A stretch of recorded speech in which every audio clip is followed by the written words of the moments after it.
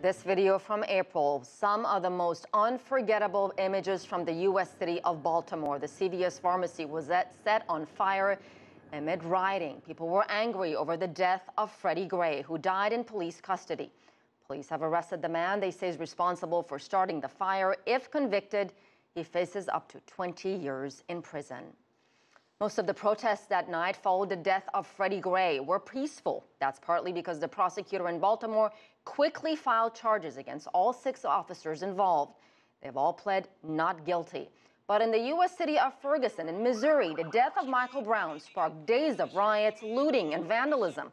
The officer who fatally shot Brown was not charged, saying he shot him in self-defense. In just a moment, we will speak with the mayor of Ferguson about the police response, lessons learned, and whether this could all happen again.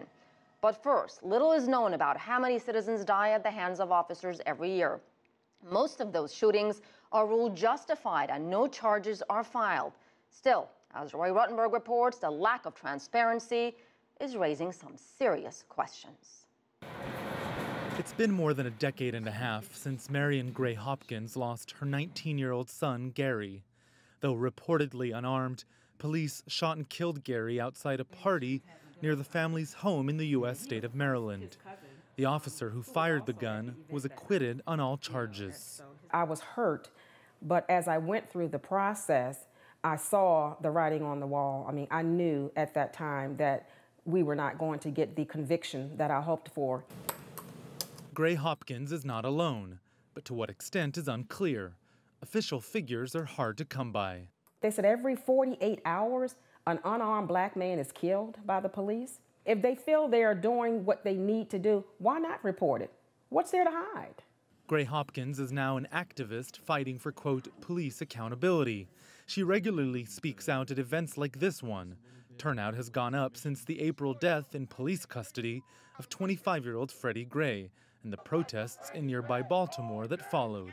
There's no one single database in the state of Maryland, or in the nation that this is how many people died, this is the racial breakdown, these are disparities that occur. You don't see that nowhere in our nation right now.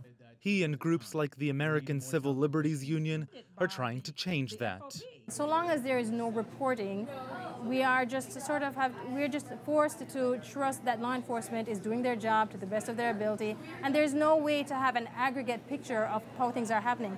According to the ACLU's tally, in the last 5 years, more than 100 civilians have died in Maryland police custody. Nationwide, the Washington Post reports, the figure is nearly 400 for this year alone. That's twice the U.S. federal government's estimate for the entire last decade. One of the obstacles activists say is the law enforcement officer's Bill of Rights. Among other things, it limits how and for how long an officer suspected of wrongdoing may be questioned. Activists say that's unfair, that it distorts any investigation, and they want that changed. We reached out to the National Police Union and received no response, but police insist these measures are necessary to protect them. He watches over me every day. He's my heavenly angel. Gray Hopkins says she won't give up for Gary's sake. Hi, baby. Mommy miss you. I would tell him that mommy's out here fighting for justice for all, that Black lives matter. Roee Ruttenberg, CCTV in Upper Marlboro, Maryland.